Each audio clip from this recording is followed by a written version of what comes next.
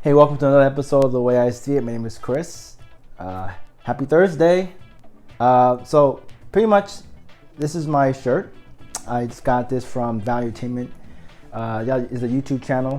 Basically, host is Patrick Bet David, and I thought to contribute to to contribute to his channel, and I really like the content he gives out there, and I felt like I wanted to wear it on the show because it kind of fits in what I'm actually talking about. It has like entrepreneur, I am a entrepreneur, and he wore one of these shirts on this show. And one thing I want to talk about is, when you're trying to go ahead and build out one of you're building out your business, you might run into burnout. And burnout is a term that we don't necessarily know like how much burnout one is. Everybody's burnout is different. And on the show, he kind of spoke about how to avoid burnout, and one thing he talked about was, gaining perspective, making sure you have time to relax, finding quality time to be outside of the company, or not avoiding not taking on too much stuff, and these are some of the things that I think is also great if you're not if you're not an entrepreneur. Let's say, hey Chris, I'm not an entrepreneur, I don't care about any of this stuff. It's like, well, I think that when you make an account online and you have your picture there, and you have like your name, whether it's your real name or it's your real picture, you are contributing something to a whole.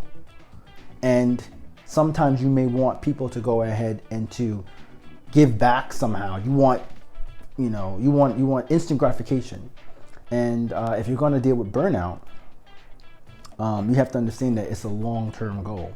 And that's my idea with the way I see it today, is understanding that this is a long-term mission. This is not a mission that we're going to do in a couple of weeks and boom, done. We have to kind of go ahead and move forward every single day. And the way I see it is that looking at the applications that we actually have right now, we look at, you have YouTube, where you can post, video for free up online. You can, take your you could make a description for yourself. You can make videos about anything you want, and it'll be ranked and indexed on the web, and that's great. Facebook, you could do that. You can have pictures of like your family, your friends, and you can also have Twitter. You can go ahead and you can say like, I think 150 characters plus maybe a picture or two, a GIF image about something. And all these information, that's like storing a little bit of information. What is the end goal? What is the overall goal? Well, I think the way I see it is that this is supposed to be able to help us be able to find information faster. So if I'm looking to go ahead and become an entrepreneur and learn what an entrepreneur is, then I look at the most closest authority to that. Patrick Bet David is one authority. There's others, I watch a whole bunch of different people's shows, but and I feel like when you go ahead and I look at those people and see that these people are actually doing some things that I feel like I need to do, I abstract what they're doing. They're hardworking. They understand hustling. They understand to provide good content. They know to provide value.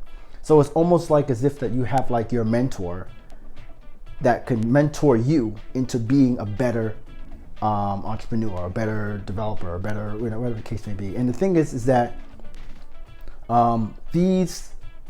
those traits, I can convert them into something else and use them someplace else. When it comes down to being like, let's say if I wanted to be a manager, or you are a lead of a team or something like that, you have people underneath you. As an entrepreneur, you have to be a leader of some point. So you have to be able to convey information to people and get people to, Patrick says you have to be able to influence people to work for you, or influence people to do something for you. So you have to be really good at sales. And sales is something that you don't have to be a salesman. We sell ourselves all the time. I think Patrick even said something back then in another video where he said that we have to focus more on how we market ourselves, and like we all market ourselves. He said that makeup is like a form of marketing, way we wear clothes is a form of marketing. How we the way our resumes are a form of marketing, and we can ultimately figure out what we're actually going to do if we want to basically have like someone pay attention to us for some reason.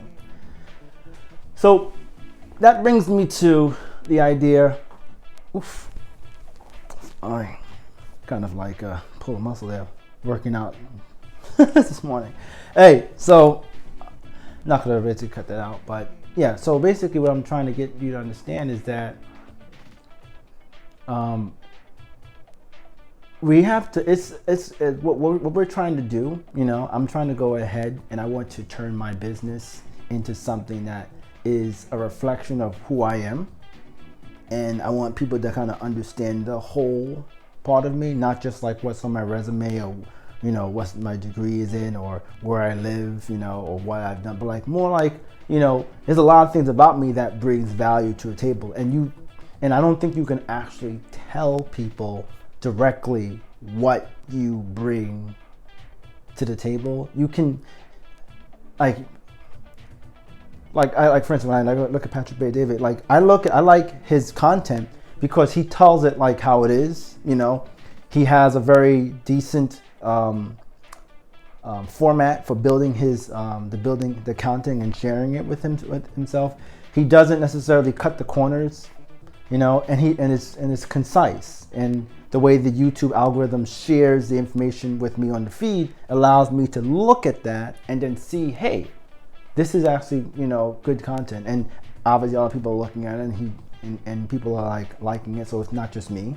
But this is what I'm trying to say. So if I want to get better, I have to model somebody like that. It may not have to be his show, but one, being able to understand that this is the entrepreneur, you're standing out with that. This is like what you want to look at.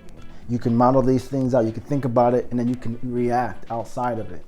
And this is something I don't feel is talked about a lot in school or work. I mean, like I didn't get that when I was in school. When in school, I kind of had to. When I first went to college, my first degree, I was actually trying to go ahead and just follow the rules, stay in school, work on everything, and that was it. And I didn't really do any like extracurricular activities.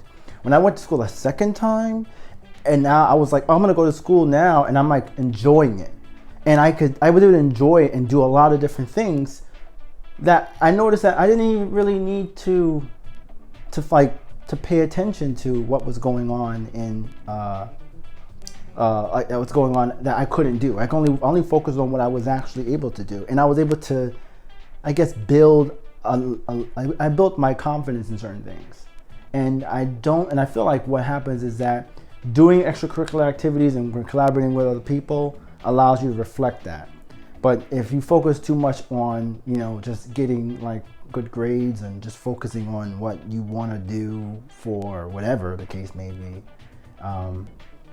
you don't necessarily see the actual end goal in the end. And so, for instance, like the end goal out of school is more than just getting a degree. It's more like collaboration. How many people can you collaborate with? That's why there was that. They're so big on clubs and fraternities and sororities and working with the teachers and stuff like that, because they're going to be the ones that's going to be able to uplift you up to do it the next level. You can't do it by yourself. So, and when it goes on with school, not school, work, you know, work should be that way too. And you probably will see this too in a lot of different communities where they uplift you to next level, to what you need to do for yourself, you know. And for instance, doing things that could bring you to the next level for not just you as an employee, but as a person. You know, the qualities that they want inside, the qualities that your school or your work should fall back into like your private life or your work, your family life, you know.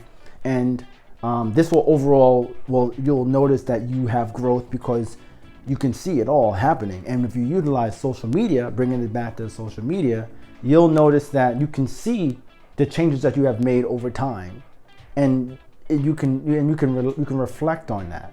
So that's why I think that building a business online is like, we have to have the mindset that we are a business, that we are marketing and selling ourselves, that whenever somebody looks at our information, they're paying attention to it. That's why they call it paying attention, because they're actually seeing that this is taking out time. That time could be used for something else, but it's being used here.